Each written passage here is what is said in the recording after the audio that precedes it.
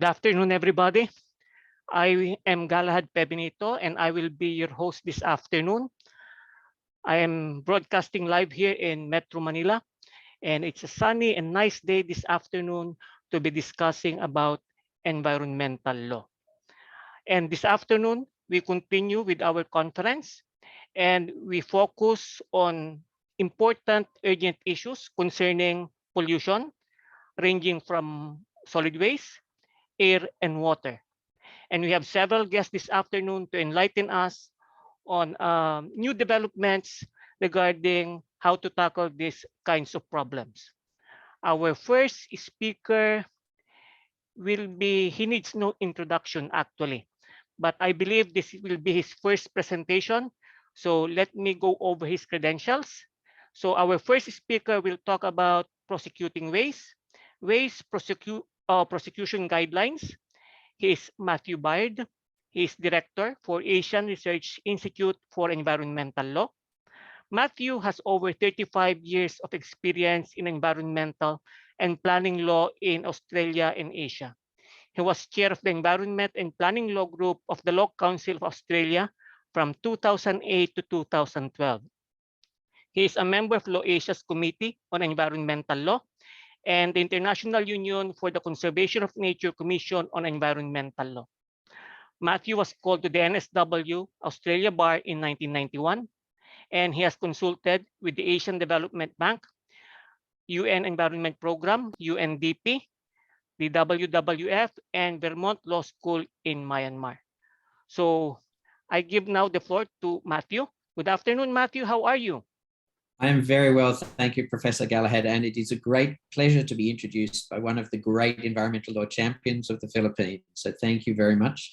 And it's a great pleasure to be on the panel with you today and talk about one of my favorite topics, which is about prosecuting companies and other evildoers for environmental crimes. And in this particular instance, talking about waste crime. And this was part of a project that was done with the European Union and UN Environment Program on waste force, which looked at capacity development for prosecutors and judges and investigators on how to prosecute waste crime. The important thing about this document, and I'll share the link with it at the end of the document, is that it is available for everyone, and it can give you some really good understanding and idea about waste crime in the international context and how it impacts on us and what we can do. And certainly good guidance for prosecutors, investigators, but also researchers to look at some of the issues about waste crime. And so one of the interesting things that happened in 2018 was China's which was up until that stage the world's largest importer of plastic waste and other waste, launched the Operation National Sword to ban the importation of several types of waste, including plastic waste. And the interesting thing was that this decision by China to stop the import from foreign waste had a significant impact in the rest of ASEAN, and that ASEAN region experienced a 171% surge in plastic waste imports from 2016 to 2018.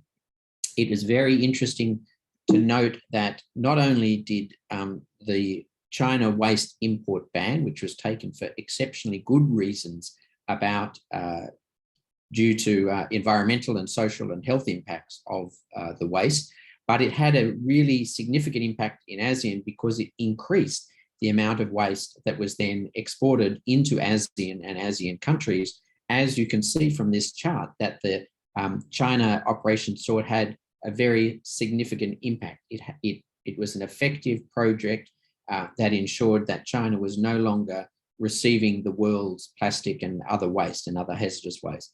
That had a consequence in ASEAN as the waste increased. And so as a consequence, then ASEAN countries had to respond, and many countries took a very strong national position on the entry of foreign waste. And indeed, some countries focused very much on repatriation of foreign waste shipments, those shipments made in violation of the law. Some countries stopped plastic waste shipments and others took significant steps to reduce plastic waste. But the issue of plastic waste and the issue of hazardous waste is still a major source of environmental pollution within ASEAN. And this is not only the waste that is produced within the ASEAN countries, but more importantly, it's the waste that is exported mostly from the European Union and the United States that comes into the ASEAN countries. So this prosecution guidance was developed in collaboration between the United Nations Environment Programme and the United Nations University as part of a longer-term waste force project that has now been taken over by the Unwaste Project, which again focuses on waste and dealing with waste trafficking and waste shipments. It looked at building bridges and building connections between the EU and Southeast Asia in terms of networking activities and capacity development. So the guidance itself provides specific guidance and information on the prosecution of cases for illegal traffic in hazardous or other waste. It doesn't aim to duplicate a number of other guidance, which includes a number of guidance produced by the Basel Convention Secretariat, the Basel Convention being the convention that focuses on the transport and transshipment of hazardous and other waste. It's also under the Basel Convention that there is a plastic ban amendment that actually has prohibited export of plastics from EU countries and OECD countries into non-OECD countries. And so this prosecutors looked at waste guidance, looked at it in a practical perspective. What could be done practically? What were the issues that prosecutors should look at? And so while the focus of the guidance was for prosecutors of waste crime, but it also provided information and support for customs officials, investigators, and relevant ministries. As I said, it also provides some guidance for civil society and other people interested in the issue of environmental crime and environmental prosecution. The contents of the guidance were divided into types of waste crime, in particular misclassification and fraud, breach of license or permit conditions, and obviously illegal export and imports. It looked at the legal framework, and it then focused on the enforcement policy, including the policies that should be adopted by enforcement agencies that take into account certain principles, such as the polluter pays principle and the issues of environmental liability. Who should be liable for environmental harm? And we, of course, say that it is the polluter, the importer, the exporter, the shipper. These are people who should be responsible for the consequence of their illegal actions or their actions that may have certain illegal elements. For example, the misclassification of fraud of waste, or the unlawful disposal of waste if the waste is arrives legally but then goes and is diverted away from a legal area of waste treatment.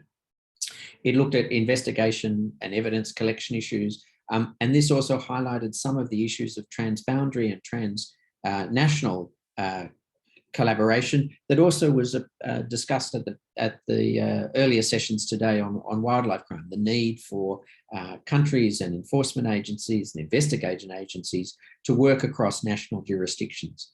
It looked also at liability, that there are a number of different areas of liability, from civil and criminal and administrative, and also who to prosecute, who was particularly responsible for the breach or for the violation. And finally, it looked at sentencing and the issues of how sanctions and sentences could be imposed. And so this is some of the issues that were identified within a waste prosecution sort of forum, that often administrative measures are the first types of proceedings that are brought for offences that do not have specific or highly impactful consequences.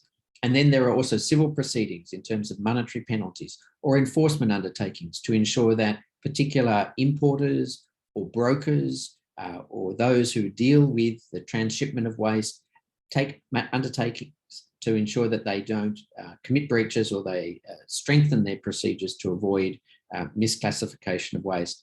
And then ultimately the issue of criminal proceedings, fines against corporations, imprisonment against directors and individuals responsible for the transport of illegal waste, and then restitution orders. The guide also focused on the importance of investigation, the idea that many of these waste crimes revolve around misclassifications, so that the permits or the approvals that are sought misclassify the waste. So what is hazardous waste or plastic waste or mixed waste that it would be unlawful is classified as virgin waste or virgin plastic that can be reused and recycled. And often those offences around permitting wastes and document offences were the most significant. But there was also a highlight of those offences that cause environmental harm. There was a focus on the role of customs and how those illegal shipments, once detected on the shipping manifest, can also bring into account the customs officers and how they relate to the national investigation and enforcement. And these are some of the ideas about evidence collection in terms of the consequence of prosecutions. And finally, it focused on the financial investigations, techniques and ideas that can be used to ensure that all of this information, this documentary information, the issues of transboundary and organised crime can also be built up so that prosecutions can have significant evidence in order to take into account the broader nature of the crime, whether it was opportunistic or part of an illegal enterprise. In terms of finally, one of the things we looked at is the issues to be considered at sentencing, the impacts or potential impacts, the culpability of the offender, the importance of deterrence. And again, that is something that came out in earlier things. And one of the ideas that was selected is to have a criteria for determining the severity of the offence that would assist prosecutors in putting to judges how significant this potential impact or this actual environmental harm was for this waste offence.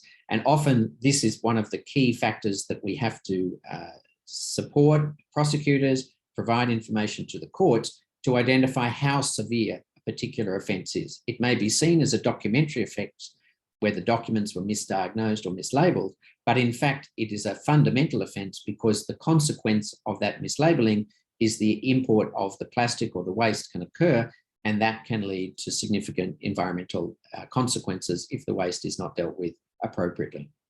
The guidance was produced as a result of consultations and a number of meetings with comments and inputs from the prosecutors, from judges, and from investigators. And I will share now with you the particular URL so that you can download the guidance for prosecutors. It's also available in Chinese, Khmer, Thai, and Vietnamese, and we can make those available later. Thank you very much indeed, and I appreciate the opportunity to talk with you today. Thank you, Matthew. It was indeed enlightening for you to give us some basis. And since most countries here in Asia do not have regulations focusing on the transboundary pollution of plastics. So if you have any questions, please feel free to type them down in the Q&A box, and we'll try to answer them later. Moving now to the next speaker. Our next speakers will be talking about haze, air pollution in Indonesia. And our first speaker will be Dwi Sawong. So Dwi is head of campaigner on infrastructure and spatial planning issues at WALHI, Friends of the Earth Indonesia. He is the coordinator of a citizen lawsuit on Jakarta air pollution case against the government, which is currently being appealed at state court. He has been involved in social justice and environmental advocacy for over 2 decades. So I give you now Dwi. Good afternoon, Dwi. Probably you can tell us initially why we should be concerned about haze. Yeah, good afternoon. I'm with my colleague, Tanya. Yes, thank you. Thank you, Professor. We are going to present this together, me with Dwi Sawong. I'm currently studying at the PhD scholars at Graduate School of Natural Resources and Management in IPB University, and we both is going to present the Jakarta solutions on campaign strategy. I'm going to share the screen now. Okay.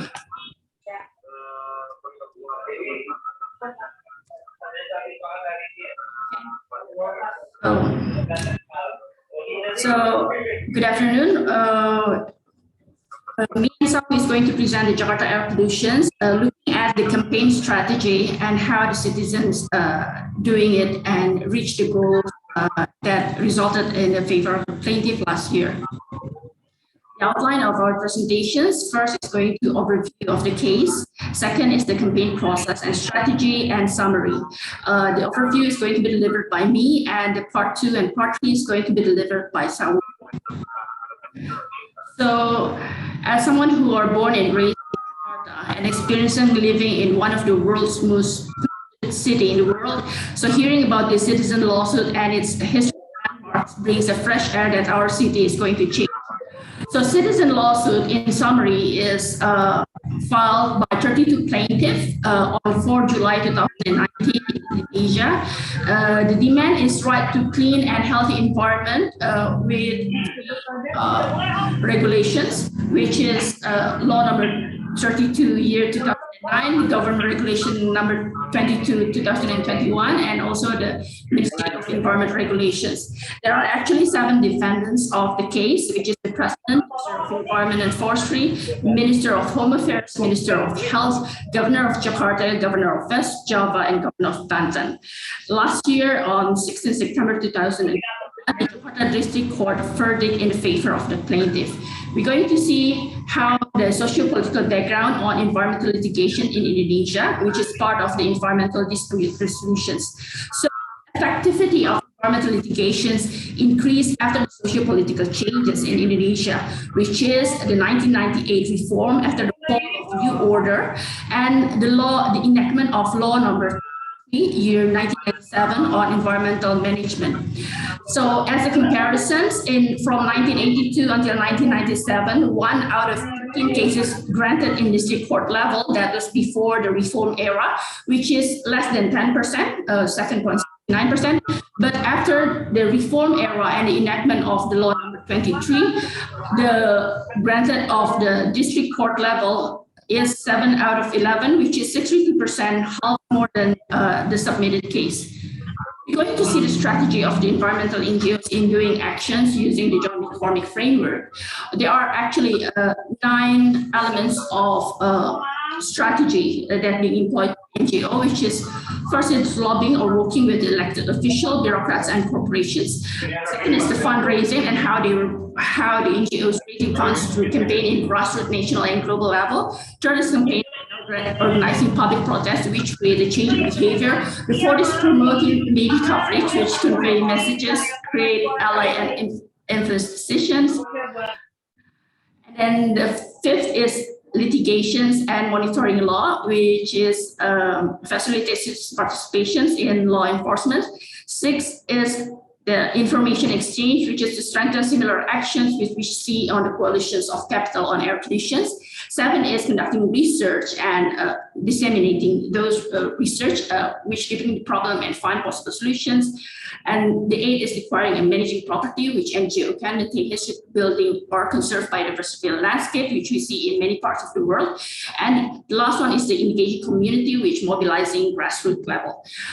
So on the air pollution cases in Jakarta, we saw 5 elements are being employed, which is campaigning and organizing public protests, litigation and monitoring law, information exchange, research, and engaging in community. Okay, now on the second part, I'm going to give to Saul. Please. Yeah, thank you. Our strategy for Jakarta air pollution citizen lawsuit are using mostly campaign. We are first consolidating between NGO in Jakarta and also Indonesia. There is several big NGO in our coalition like WALHI. Also there is ICEL. I think they have another session in this seminar. Also Greenpeace Indonesia, also YLBHI or Legal Aid. We also the coalition also with another local NGO, also with the locals or the community in Jakarta. We have a consolidated before the lawsuit or 2 years before the lawsuit. Next.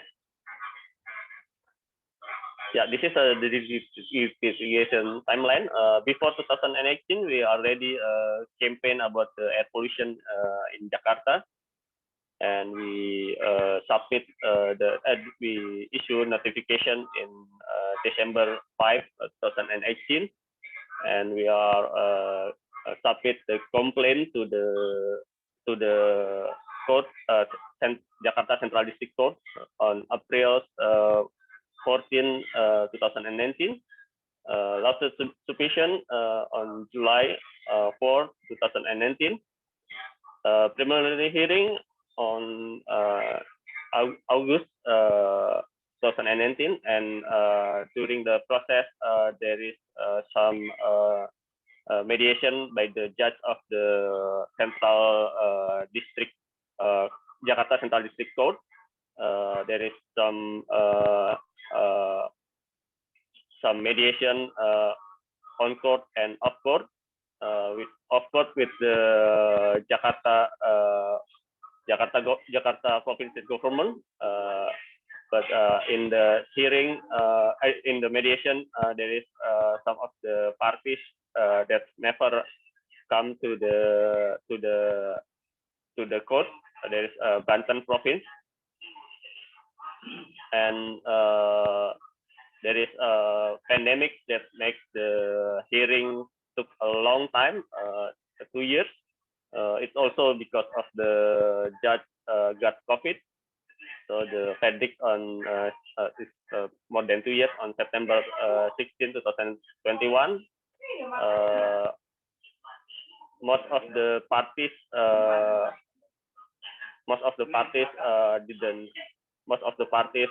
accept and not accept the verdict. Only Jakarta accept the verdict and didn't submit the appeal. Next. Yeah, this is a campaign. We are targeting the wider public support during the hearing, because we think with the public support, there will be the judge will be think closely with this case and get more information, not only from the court but also outside the court from the news. And we want to make the lawsuit not only inside the court but also go to outside the court during the process. This is the campaign. This is some every hearing before pandemic. We also have a campaign, like something creative campaign with our coalition, not only WALHI but also the other coalition. Next. Yeah, we have theatrical stage art on street, bike riding, occupy public space. This is like when we submit the and in the first hearing we use bike riding with the bike community. Also during the verdict we bring community also, but yeah, it's because of COVID. It's not so crowd or so big. That's we planning. Next. Yeah, this is our summary. This challenging organizing and campaigning for lawsuit. There is asymmetrical information among citizens on air pollution issue. Yeah, because I think in Jakarta, people already know the air is not so good, but they didn't know why that the air is bad and what caused the air bad. But yeah, during our campaign, we are giving them information. Also, we are collecting before we submit, we collecting data, and during the hearing, we are releasing some data. And after that, I think we see the government issue some information about the air pollution. And the second is harmonizing strategy within the coalition and the plaintiff, because the plaintiff different different peoples and different also different goal. Also the different NGO have different strategies. And the last is how to ensure the execution and the follow-up of the verdict. Agreed not only by the plaintiff, also by the government. The government of Jakarta already accept most of our demand. Only one that they are not accept our demand, but yeah, they said it's because of the policy in the national level. The national government have appealed the verdict, but they are accept our demand, like for the ambient air quality standard. They are already renew the regulation during the hearing.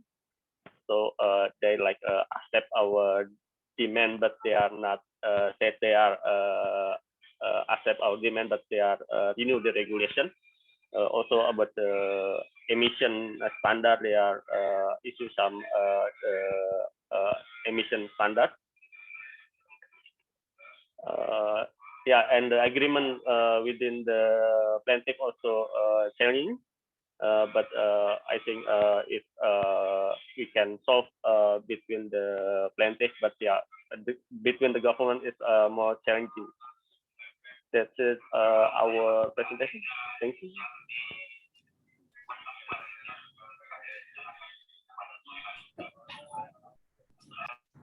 So thank you, Dwi and Stenya.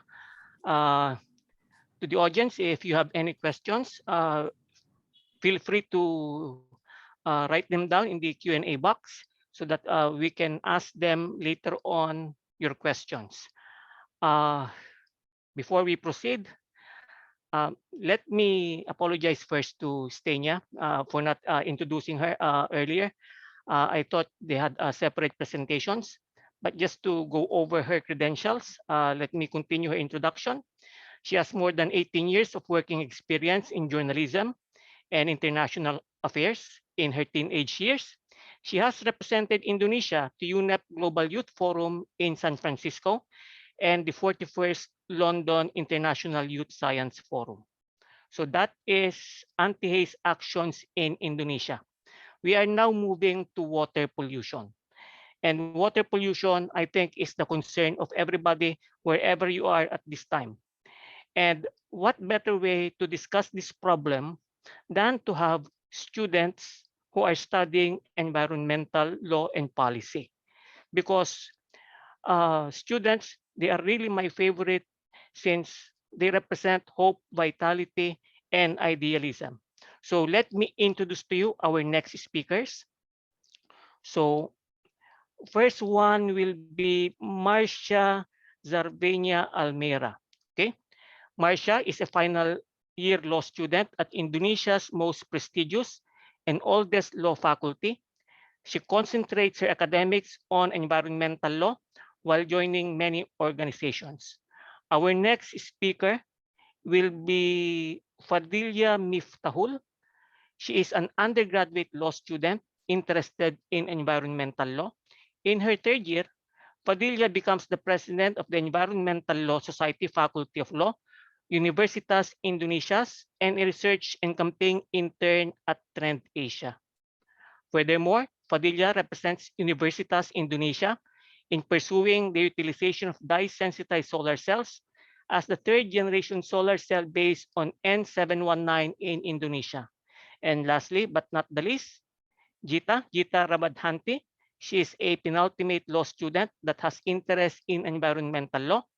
She is the secretary at Environmental Society Faculty of Law, Universitas Indonesia, and doing an internship at Jakarta Regional Disaster Management Agency. So I now give you Marcia, Fadilia, and Gita. And good afternoon to all of you. I'm pretty sure all of us, everybody's excited to hear what you have to say about tradable water permits. Okay. Thank you for the opportunity, Professor Galahad. So, ladies and gentlemen, it is a well-known fact that about 71% of the Earth's surface is water covered, and the ocean holds on 90.5% of our Earth's water, but more than 80% of the world's wastewater flows back into the environment without being treated or used. So here we are from the Environmental Law Society, Faculty of Law, Universitas Indonesia, and we want to present our research about planning the implementation of water tradable permit as the method to control and water pollution, especially in Indonesia. Before we start the presentation, I'll introduce ourselves. My name is Fadil Miftahul, and here I am representing my partner Gita Ramadanti and Marsha for being the speaker for the second Asian Environmental Law Conference. Next. So here is the overview of what we will discuss today. There will be an introduction, environmental instrument, pro and cons, the implementation, and the conclusion.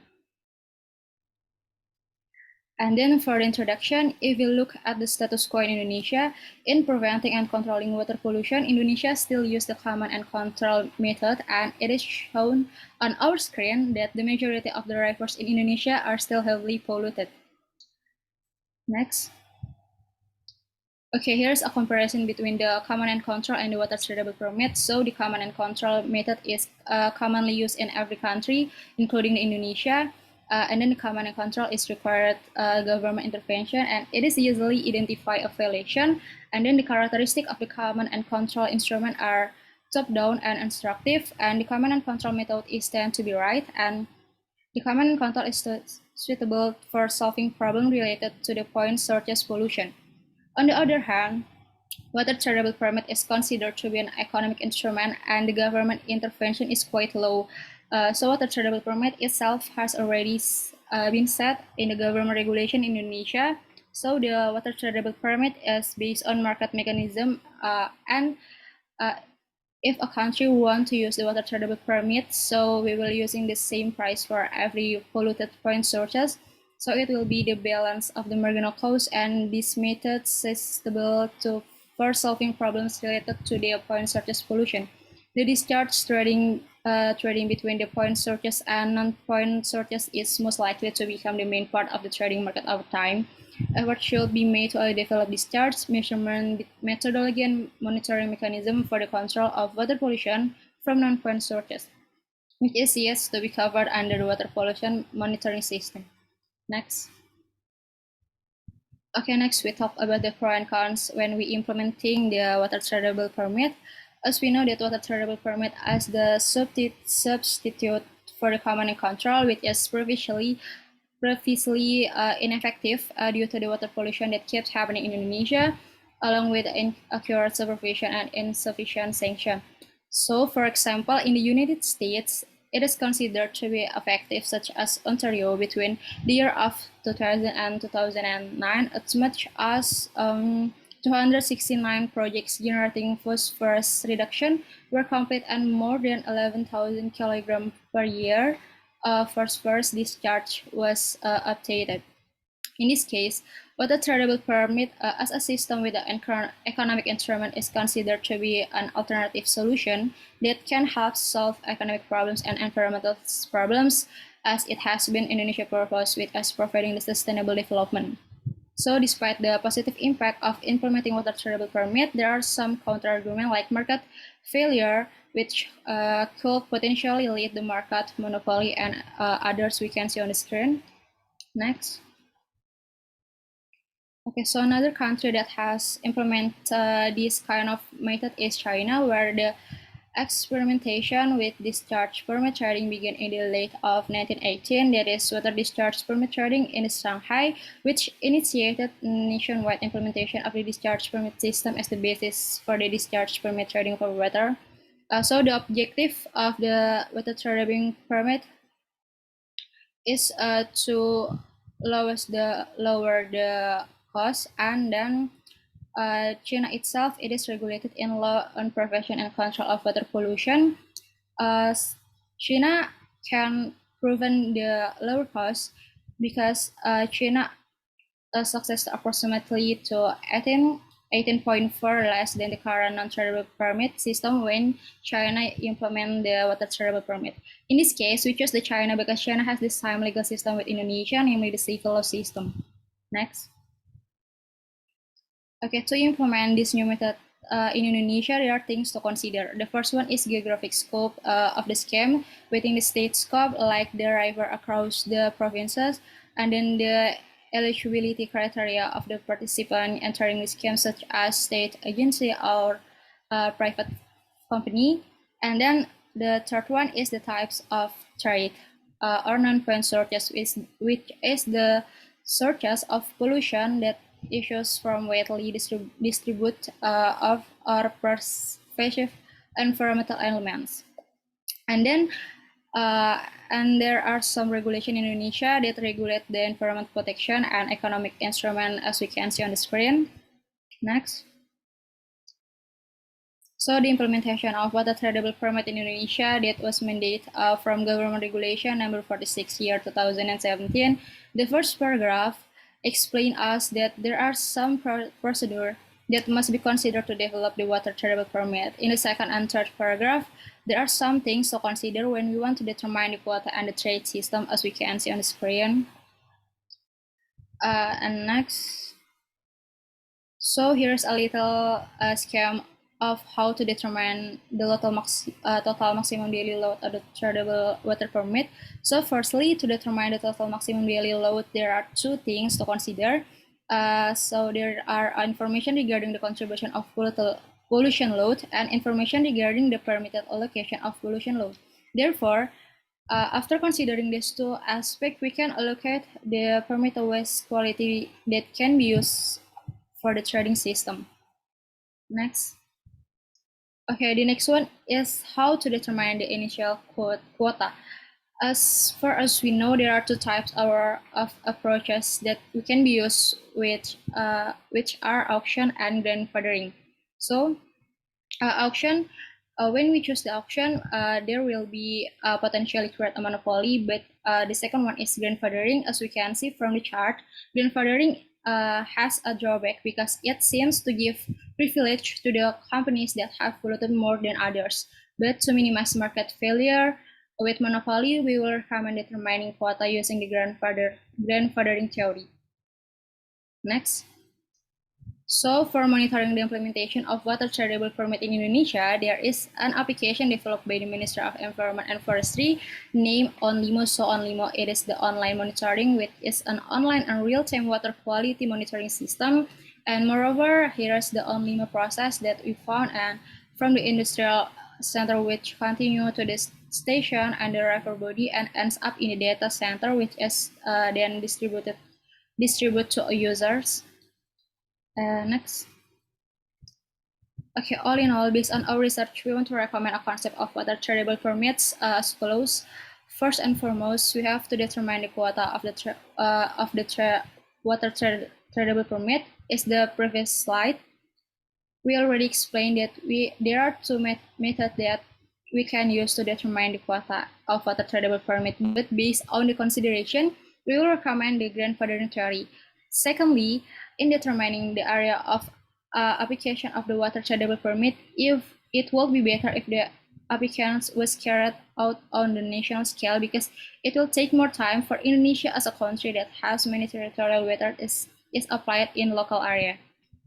Thirdly, we have to determine the parties who will be involved in this water tradable permit system, and we will recommend the private company and state-owned enterprise.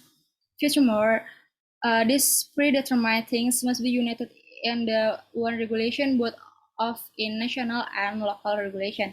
Lastly, to monitor this water tradable permit that has been made in order to create an integrated system with smart regulation, we will develop the OnLimo application that created by the Ministry of Environment and Forestry. So to conclude, the implementation of the water tradable permit in Indonesia can be applied as an alternative solution for various common and control problems, since the water tradable permit has been mandated in the certain regulation in Indonesia, it is necessary to produce optimal environmental management policies. The practice of this economic instrument, it is a form of effort to achieve sustainable development. So next, last but not least, let us declare the right of the water without ambiguity as an essential element of a human dignity. Okay, so this is all from us. We hope that this presentation can give you some insight and they will be useful. If there's any question, feel free to ask. We're looking forward to some discussion. Thank you very much. Thank you, Fadilia, Gita, and Marcia. To the audience, if you have any questions, please feel free to type them down in the Q&A box. And now we are ready to answer the audience questions. Let me look at the questions at the Q&A box. So one coming from Mark Amor. I think this is addressed probably to Matthew.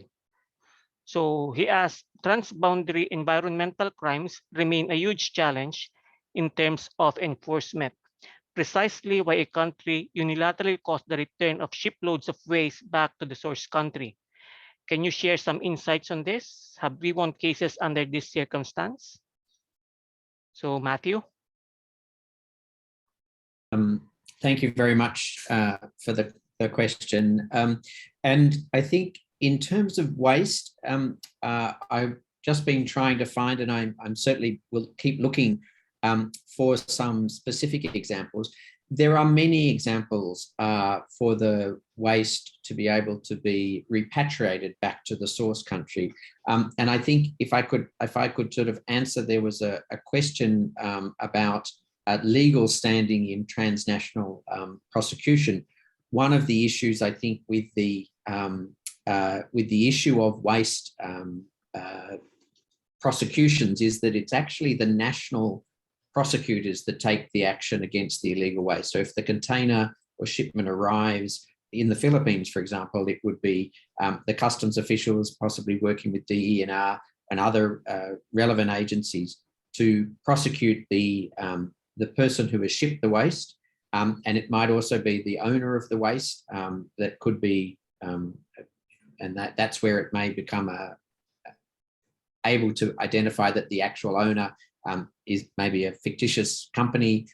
So that means it's clearly designed as a criminal conspiracy. But it could also be that there is someone who thought that they were buying clean waste that they could use for recycling, but then it becomes an issue that it's mixed waste and it's contaminated waste, and so therefore it's both an offence to import it and also to perhaps even to manage it and deal with it.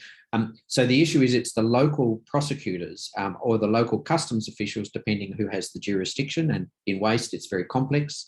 In each country has different approaches, but they're the ones that take the action in the local courts. But the courts have this jurisdiction, this ability to actually determine that waste can be repatriated. One of the key issues is finding out who it is, where it is, should be shipped. And so while it's shipped back to a country, in fact, it's shipped back to the person who was responsible for the export of the waste. It just looks as if it's a sort of a country and an international experience, but it's actually often done between the prosecutors and the investigators of the national country and a particular company who, again, it might be that the destination country, the exporting country, such as the UK or from Europe, might oppose the repatriation. But under the Basel Convention and under the relevant statute, they have no ability to object. If the waste is illegal waste and it's been transported and illegally and imported illegally, there is the requirement that once the local court or the national court makes a determination, it can be repatriated. It can be a complex process. It can also be an expensive process, but it's often cheaper than trying to deal with some of this waste in a national context. So in terms of the jurisdictional challenge, the most challenging of the jurisdiction is the national laws and whether they have strong national laws or less strong national laws. There are a number of countries such as the Philippines and Indonesia and Malaysia that have, and Thailand, that certainly have strong laws, and they have prohibitions which then require where they know that if there is a mixed waste shipment, it is undoubtedly in breach of the law, and they can repatriate. The only other issue I would raise is that often in some of these waste cases, the customs authorities, the people and the person who deals with the waste container at the port may want that to be repatriated as quickly as possible because it's causing an economic loss because of the container storage, but it's also causing a potential environmental harm because of the waste that's in there. But some courts require that the waste container is, because it's evidence, is there until the conclusion of the particular court case. And so that can also be a particular challenge.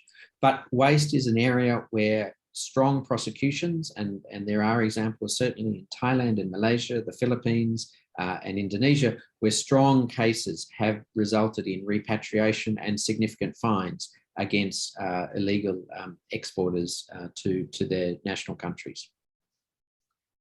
Thank you, Matthew. Moving now to the next question. Legal standing, I think, has been answered. So let me move on to a question coming from Miss Gisela Greta Gonzalez. She is my student, by the way. So a question to another student. So to Miss Padilla, is it possible to merge or harmonize the CAC with the water tradable permit to address both non-point and point source?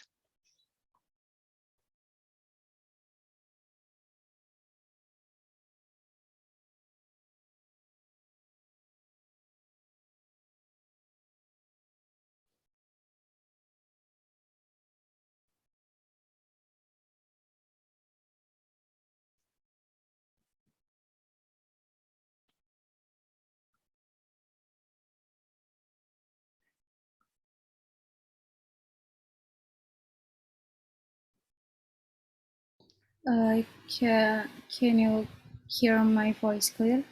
Yes. Okay. Sorry, I think my connection is not good. Okay. Thank you for the question. Thank you for the question, Gisela Greta Gonzalez. Is it possible to merge the harmonize the CAC with the water tradable permit or this both non-point and point sources? In my opinion, to mix the water tradable permit and the command and control instrument it is possible as long as the both instrument command and control and the water tradable permit is matching with the smart regulation in Indonesia. And if we can see the command and control is need more the intervention of the government, so we can take the middle ways of the mixing of the command and control and the water tradable permit. But as far as I know, maybe correct me if I'm wrong, the grandfathering case, as long as the water tradable permit is not is still matching like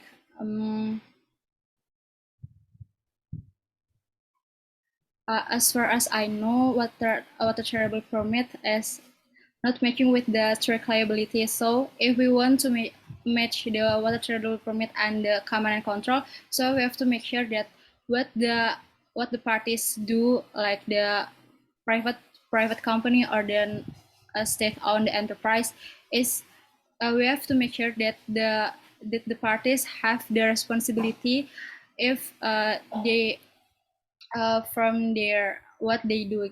So as long as it can be matched from our regulation, it can be. Yeah, Fadilia, there's a follow-up question here. Can it be mixed with tax? Water tradable permits?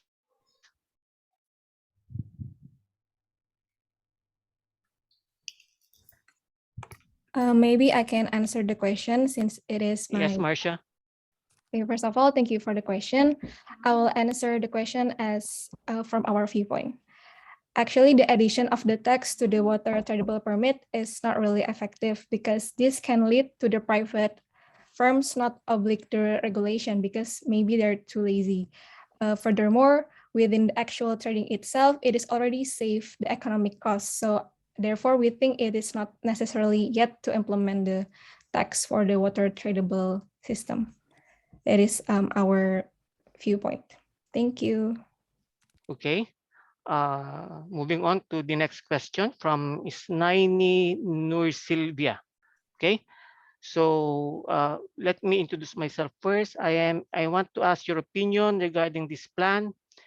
Which parties do you think is the best to involve into this water tradable permits in Indonesia?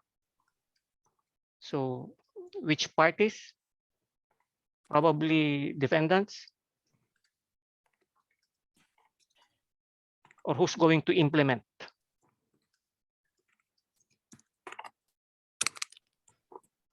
Okay, thank you for the question. It's Nainino Sylvia. We're trying to answer your question and thank you for the question. Then we conclude that the best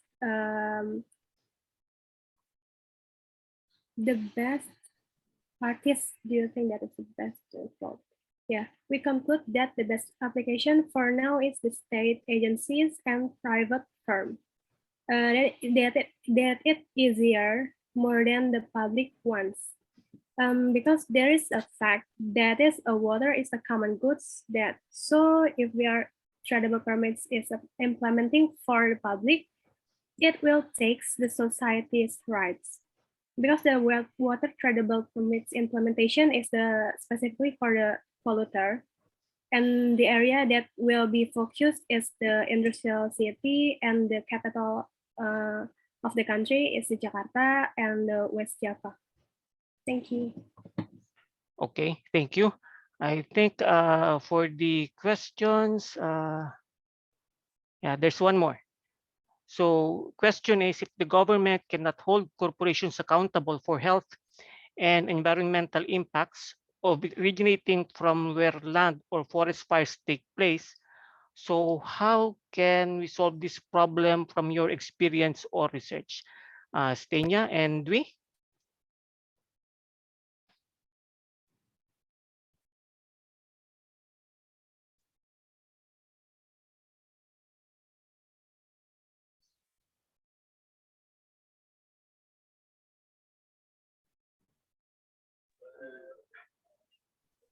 Sorry?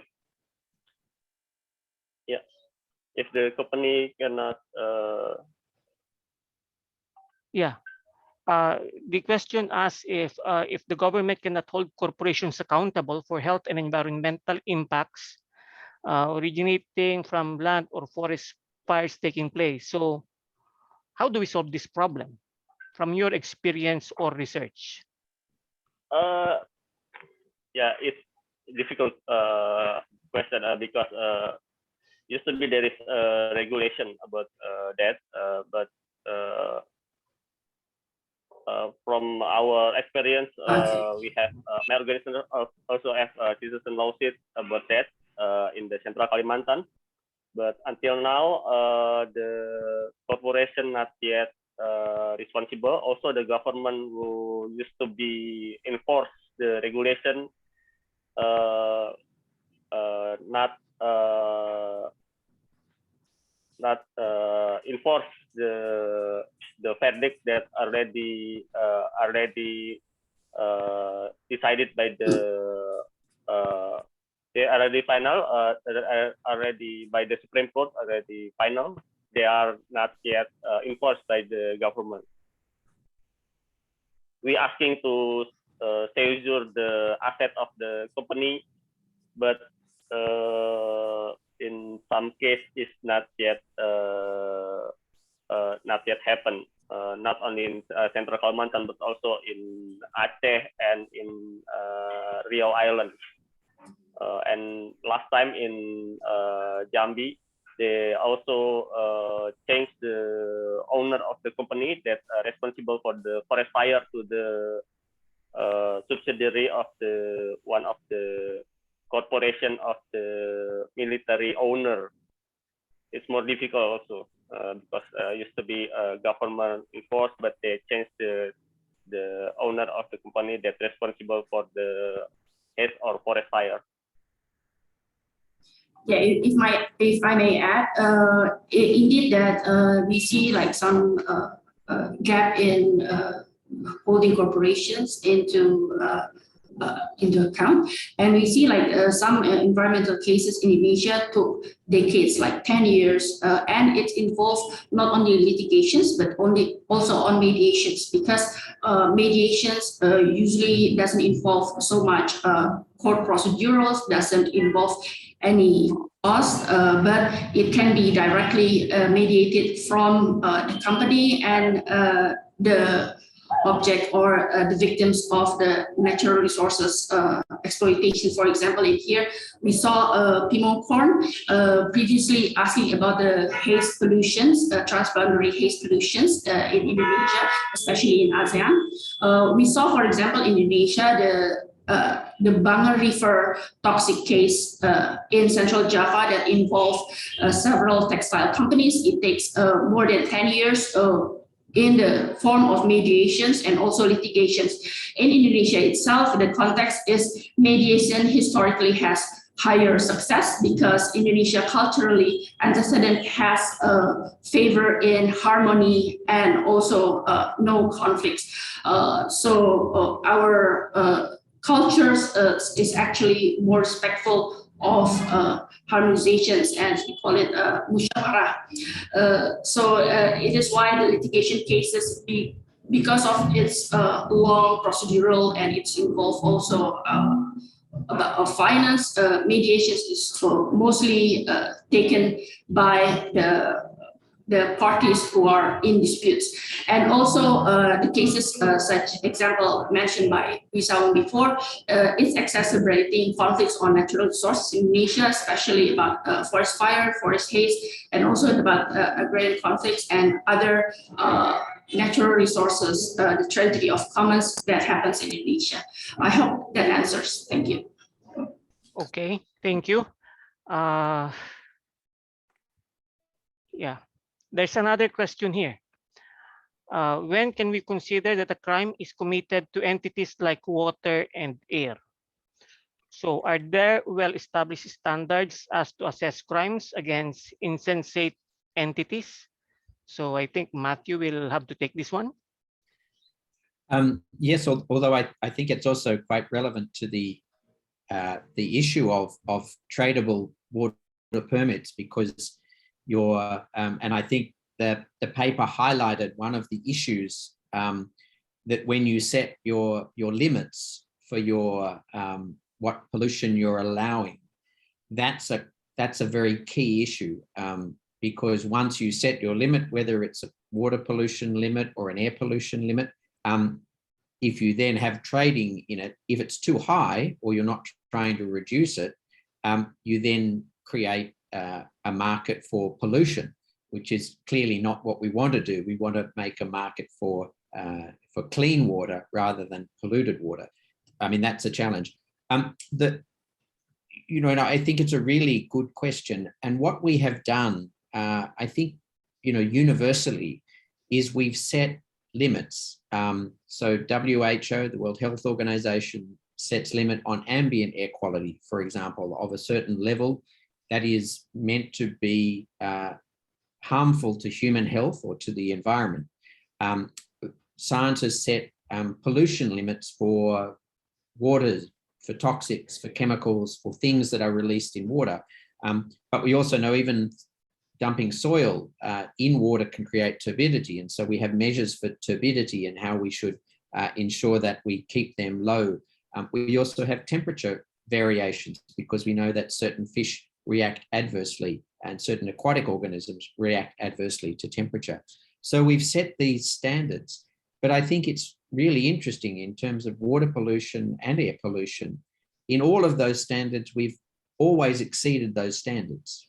In polluted water and polluted air, I mean, the toxic air in most of the urban cities in ASEAN or even in Southeast Asia routinely exceed the extreme levels, with either air quality index or even particulate matter, and yet we have no action.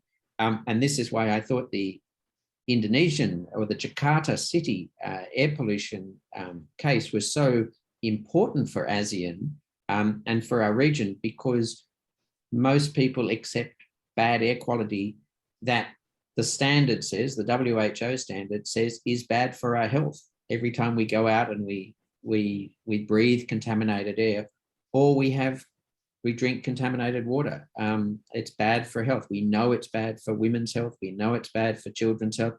We know one of the best things we could do for health would be to provide clean water for women and children. That would transform societies immediately. So we still allow we set these standards, and yet we still allow ourselves to breach those standards. And it's something I think that these issues about pollution permitting or the cases about air pollution are really important, because they highlight that even if you're doing something on that standard, you can still be causing an environmental impact or a harm to human health. And we're just starting to develop that in law, how we grapple with that. I think that's the big challenge about how we've always gone about putting a standard for air quality or a standard for water quality, and yet if we breach it on a broad level, there seems to be no consequences to governments. Now we've seen it in the air pollution case where we've got a decision, but the question then I had is what is next? In the Manila Bay case, for example, in the Philippines, there was a clear statement from the court that all the authorities had to clean up Manila Bay from its pollution. But I think, Professor Galahad, it's still polluted. Yeah. These are those things that are really still a challenge for us all. Okay, thank you, Matthew. There's one good question here in the chat box. Chat box. And yes, because this theory principle, we also do not study this in law school. Okay, so to Fadilia, Gita, and Marcia, you were talking about grandfathering theory. Can you elaborate on that?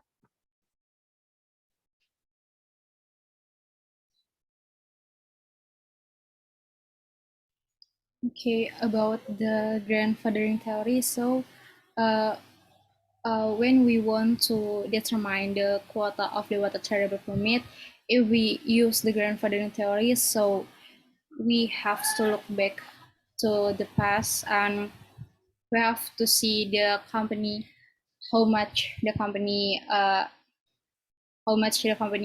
give the pollutes to the environment, and so we can set the quota from the grandfathering theory. So what they do in the past, it give the impact of what they will do in the present. Okay, thank you. I have to direct the next question to Dwi and to Stenya.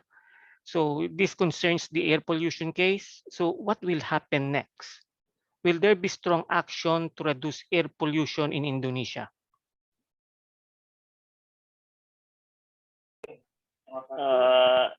Yeah, there is more action about the air pollution. We still consolidate because this is COVID, so it's hard for us to have some action also. This something in the ground. There are also some questions from the other place in Indonesia that they're asking us how they can submit or they can put lawsuit against air pollution in their city or in their region. We want to copy our legal things that we submit to the court, to the other place in Indonesia, but yeah, it's still ongoing process, and that there is a very expensive that for the legal thing is very expensive.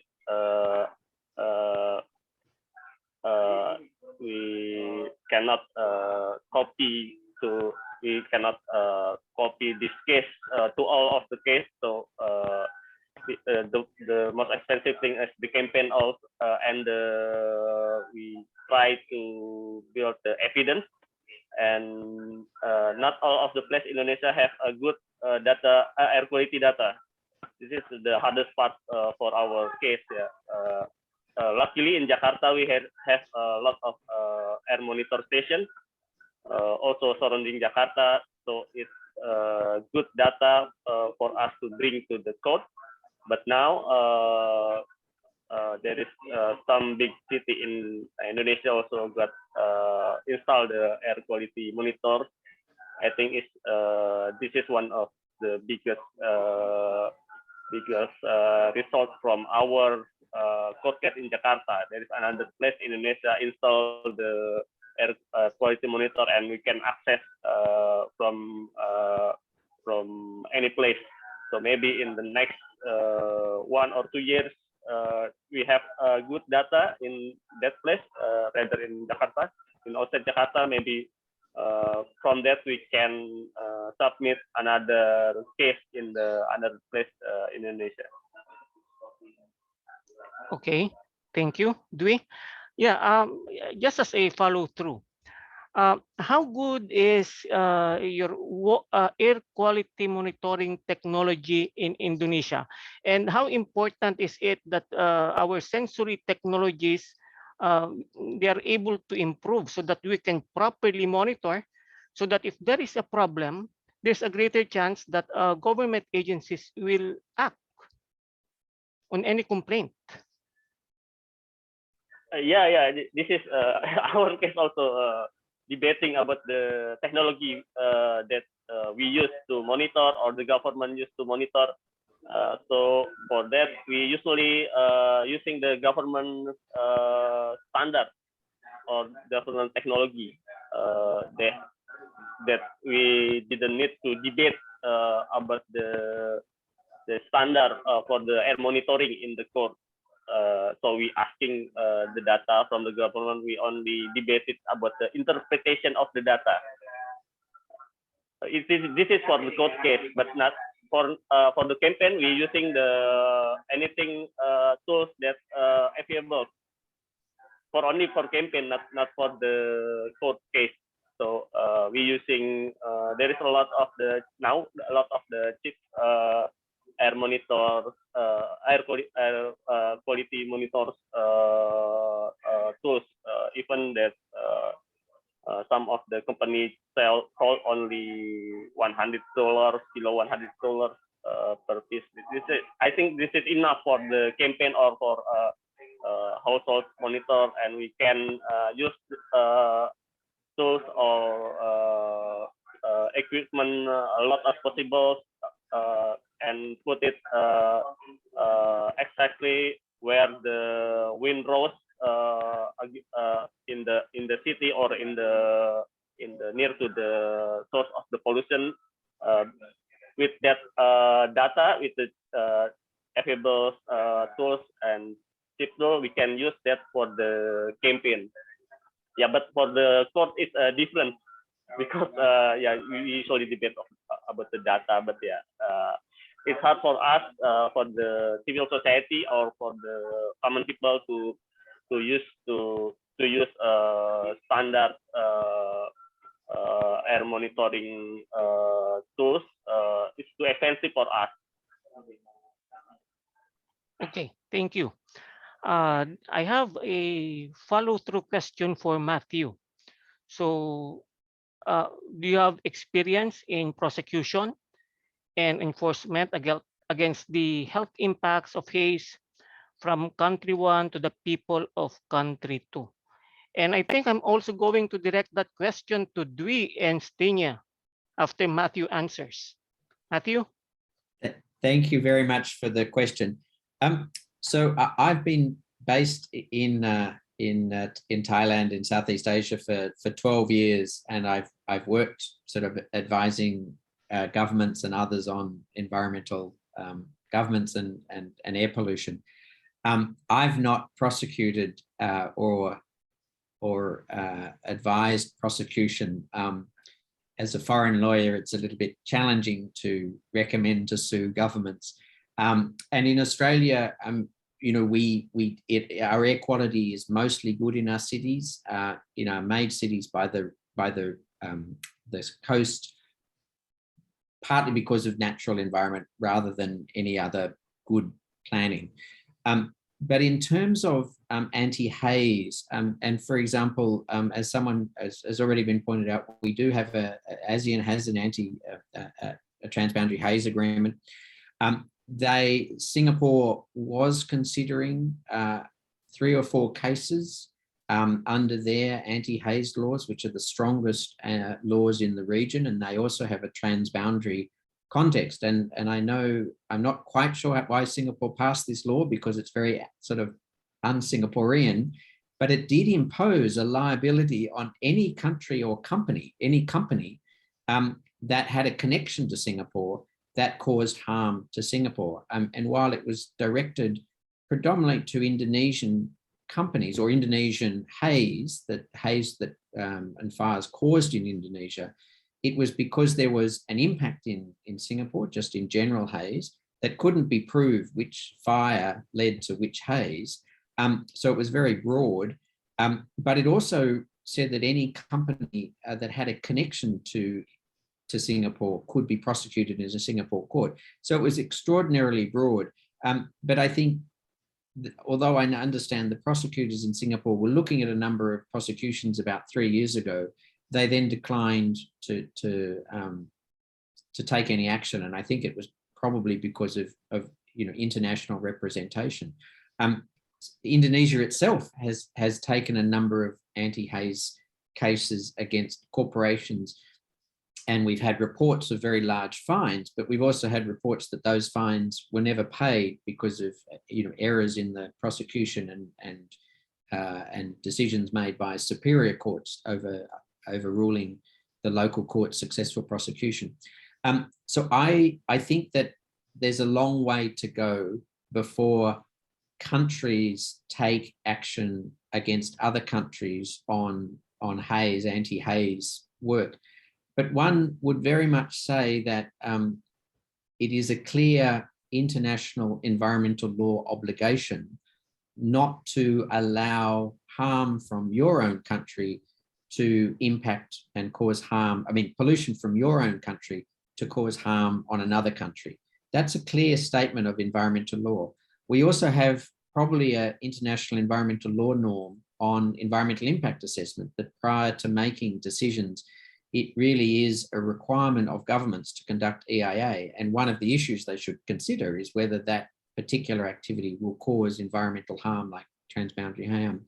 So I think that there is clearly a lot of potential liability for transboundary haze, but then it's also where the forum is going to be. And so for international cases, you're looking at the International Court of Justice. And so whether, you know, a country in ASEAN or Southeast Asia would take another country to court is very, you know, challenging. But we have also seen in other case issues of using arbitration, for example, and mediation processes where particular environmental impacts are addressed in a transboundary way. What I'm really interested, though, is I also think that the Jakarta haze case provides a model of litigation for other NGOs and civil society to take action in national courts. And certainly the basis for that claim is sort of probably relevant in the Philippines and Thailand and Malaysia, where NGOs could take action against governments to say, well, you know, like the Bangkok Municipal Authority or the Kuala Lumpur Council, to take those into account to say you must do more to take action. And so I think this is where it is exciting that particular action could potentially pave the way for more actions against governments to say you must take action. But I think it's a long way to go from that to governments taking action against other governments. Although, you know, I would also love it if there was a revolutionary green clean air government in the Philippines that maybe took action against the national government in the Philippines for failing to take action. Or likewise, if the Chiang Mai city government decided that they would take action against the national government of Thailand because of the impacts of haze on the people of Chiang Mai, for example. And I think they're interesting options, but it's not usual in Southeast Asia for cities or municipalities to take their governments to court, whereas in the United States, for example, it's a fairly common thing to do. It's still very unusual in Australia for a local government to actually take action against a national or a state government, certainly an environmental thing. So I think this is that opportunity where it's really exciting to see where these cases will go and how they will inspire other people. Dwi and Stenia, can we get your perspective on this since you have haze? Yes, I would like to add some comments on the enforcements of about the haze impact on another country. For example, in Indonesia, we have like in 2015 really large forest fires that causing until across Kuala Lumpur in Malaysia, in Sabah and Sarawak, and also in Singapore especially. So at that time, Indonesian government actually places sanctions, which in four forms, which is revocations of forest utilizations for entrepreneurship. The second is revocations for environmental permits. The third is the government enforced acquisitions of the subjected land. And the third is the freezing of the operations of permits from the companies that was caused the forest fire. Of course, as Matthew already mentioned before, that it is a fact that most of plantations company in Indonesia, especially in Sumatra and Kalimantan and other parts of Indonesia that has really large land and plantations is owned by companies or registered in Malaysia or Singapore, which also means that there are some impacts on the regulations and laws in their own country as well. So mostly as we observe regarding the haze pollutions, the Indonesian haze transboundary pollutions always being resolved mostly largely through the ASEAN framework. For example, Malaysia is also contributing in how to end or finish the forest fire through its own troops and contributing to how the forest fire is going to be resolved among parties itself. And previously, regarding the ASEAN transboundary haze pollutions, under the international law commissions, that there are three main solutions, which is on the restitutions, compensations, and satisfactions, which can also be used other than as an agreement on haze pollutions. Maybe we want to add more. Do you have anything to add? No, Tanya already.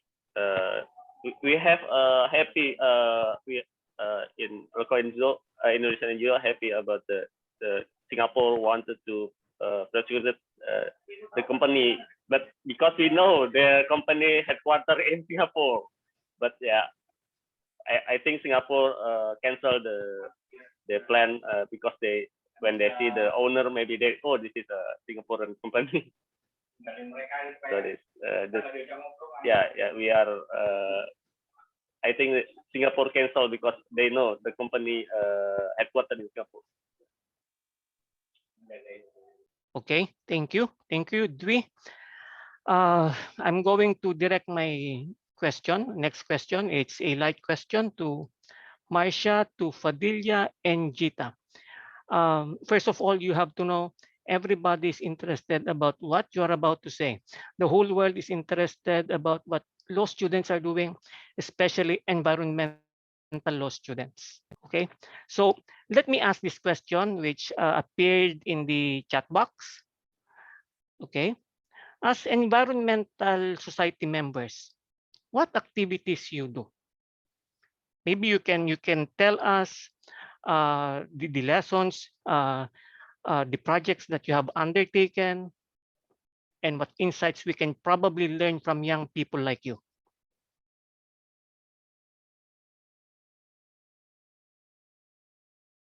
Okay, maybe I can answer first and then Fadila can add more. Actually, as a student in environmental law, we do have a ton of research to do. Like we do some research on several issues like air, water, soil, and many more. And also we have a discussion on how can we bring a case to the government, something like that, because I think I agree with what Mr. Matthew said before that it is not really common for in Indonesia to bring their government to the Supreme Court.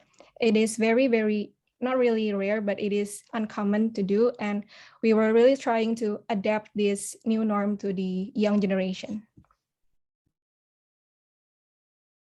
Okay, Professor, thank you for the question. And perhaps Gita has the technical problems, so Gita couldn't answer the question. From me as the environmental law student, yeah, I joined the organization, namely Environmental Law Student, and we do several research like climate change, about the environmental pollution and the natural resources management. And I do intern in the Trend Asia as the research intern. I do research about the Java phase out, about the climate change also. And then for now, I represent the Universitas Indonesia in the challenge competition. I pursuing the third generation solar cell, that is dye sensitized solar cell with N71719 is the solar cell that good for the environment, because the past solar cell, the first and the second generation, is not give the impact for the environment, like it has 1,000 ways. So I want to make an innovation about the third generation. Yeah. All in all, is same as Marsha, as the third undergraduate law student. Yeah. Why this interest in environmental law? Do you really believe that environmental law can change the world? Maybe if I may answer that question, we do care about the world that we live in, because I think if not us as a younger generation, then who will care in the future? Because the world is currently on a crisis, like a climate crisis, and then something like that. So we do really interested to make our Earth a safe place to live. That's why we are interested in environmental law. Yeah, maybe I want to add some. We do concern about several issues in environmental law, and we want to spread our concern to the young generation, because the young generation will be more concerned if the people who told them has the same age. So we have the connection. So when we talk them about the climate change, about the natural resources management, so the young people will have the intention to research more what is the climate change, why we have to concern about the climate change. So we do concern about the environmental law a lot. So yeah, we believe that environmental law could change the world. Okay, thank you. It's refreshing to note. Okay, we have a few minutes left. There's one question here. It's an interesting question. Probably Matthew can answer this. And the question goes this way: will governments be held criminally liable if they were not able to maintain a quality air or water for their constituents? What legal remedies could people resort to for this situation? And probably I might add, how far are we from having a crime against ecocide? Thank you very much. I think, as Professor Galahad said about ecocide, this idea that we want to look at some of these global crimes or regional crimes, and air pollution or haze is one of them, climate change might be another. But we could also think of other particular forms of environmental crimes. I think the biggest problem about holding governments criminally liable is that they don't want to be held criminally liable. So it's mostly still always going to be individuals or corporations under national statutes. I think our systems of law have always developed where we assume that if a government fails to look after the health and well-being of its people, then we will be able to vote them out or change governments. And that may not yet have happened where people are voting on environmental issues.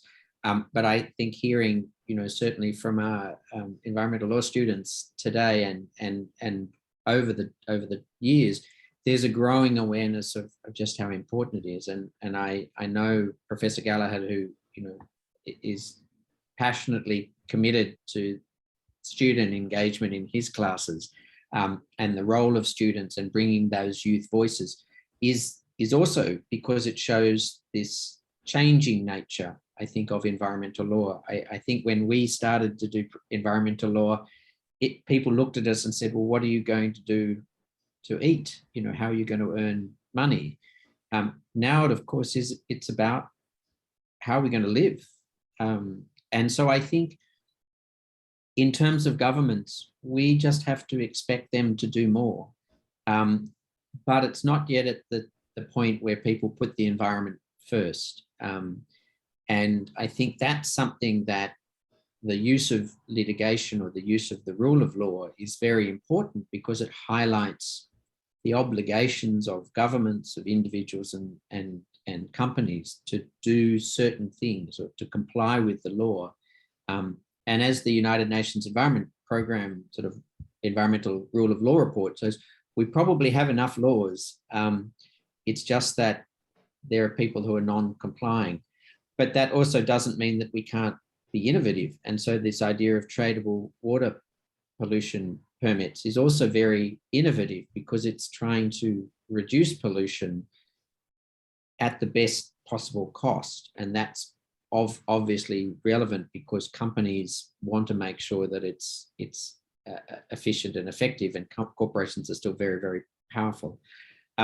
So I think in terms of that issue of criminal liability, we're still going to focus on individuals and corporations, but there are a lot of opportunities for civil liability, and again, looking at that Indonesian case, but also looking at some of the other cases in the Philippines and in Thailand, where local governments and national governments have been held responsible to take action. Unfortunately, often those actions don't happen. And in Indonesia, with the announcement of the new capital, you wonder, is this is going to be an eco city? But what does that mean? Is it going to have zero pollution and zero waste and zero air pollution and zero water pollution? I don't quite think so. But these are those issues that really are going to be very interesting to try and resolve. So thank you, Matthew. We don't have time left. So probably I just would like to ask our guests to give their closing remarks, statements, short statements, beginning with Stenia.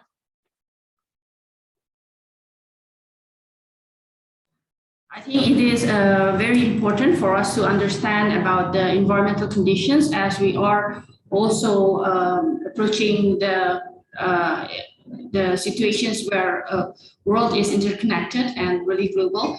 So understanding, because I'm not from the law background, but understanding how we're going to approach those goals together, especially and citizen lawsuits, is actually empowering us all, I think. Thank you. Dwi?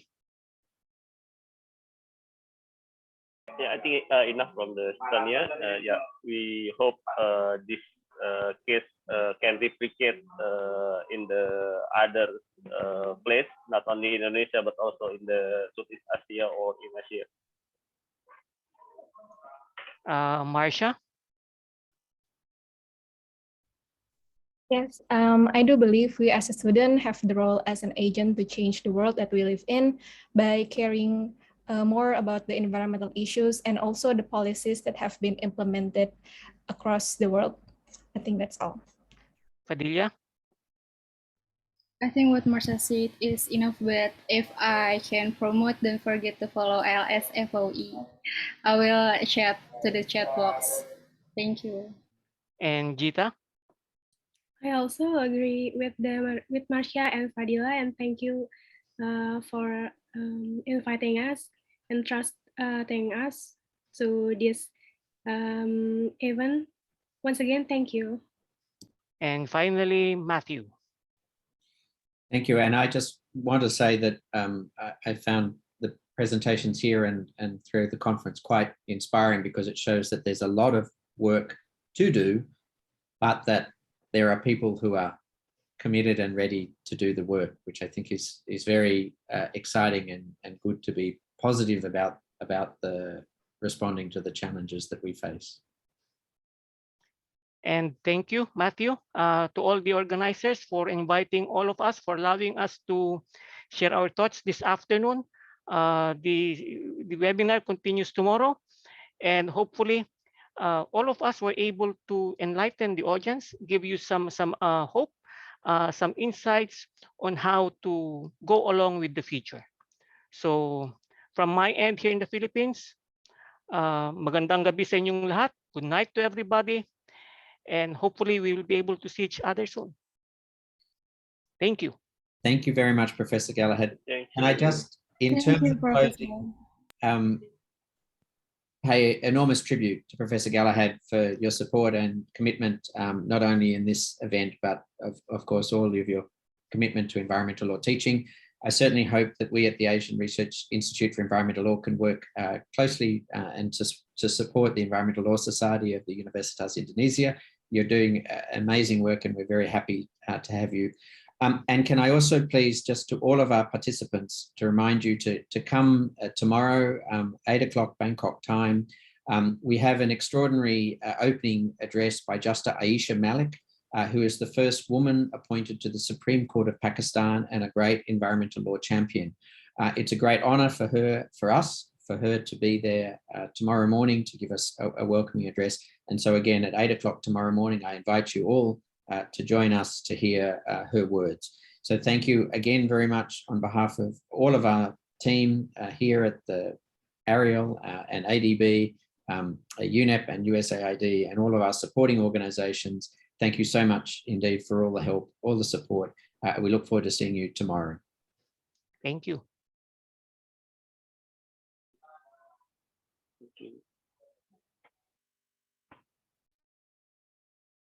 Thank you.